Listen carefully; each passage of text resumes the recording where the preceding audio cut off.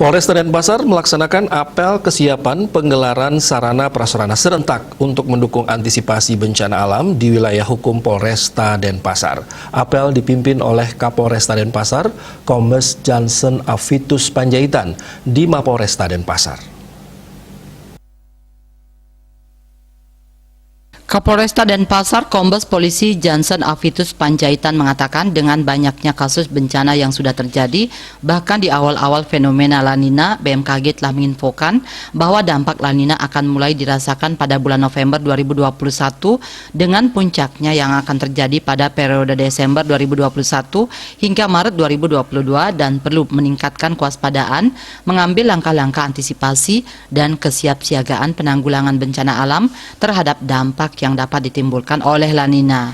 Apel kesiapan ini merupakan wujud kesiapsiagaan guna memperkuat komitmen sebagai alat negara yang diberikan kebijakan untuk memberikan perlindungan dan pelayanan kepada masyarakat dari ancaman bencana alam sesuai tujuan terbentuknya Undang-Undang Nomor 24 Tahun 2007 tentang penanggulangan bencana.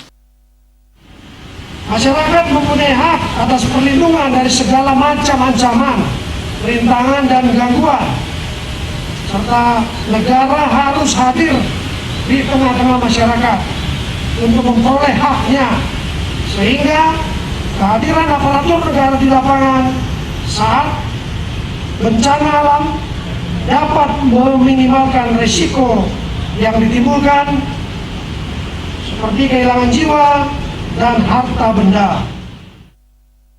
Dalam kesempatan tersebut, Kapolresta mengingatkan peserta apel untuk selalu menerapkan protokol kesehatan dalam setiap kegiatan yang dilaksanakan guna memotong rantai penyebaran COVID-19 di wilayah Kota Denpasar.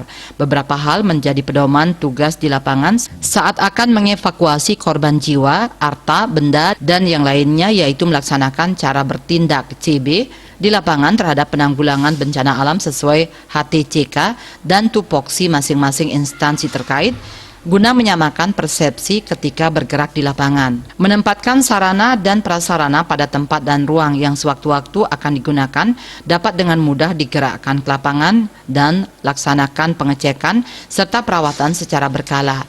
Saling berkoordinasi dengan instansi terkait, melaksanakan kegiatan patroli gabungan ke daerah, tempat yang tertimpa bencana dan pengawalan orang dan barang dalam kegiatan penanggulangan bencana. Personil kesehatan dan Sarpras Urkes akan dimobilisasi ke daerah bencana, memberikan pelayanan kesehatan kepada korban bencana.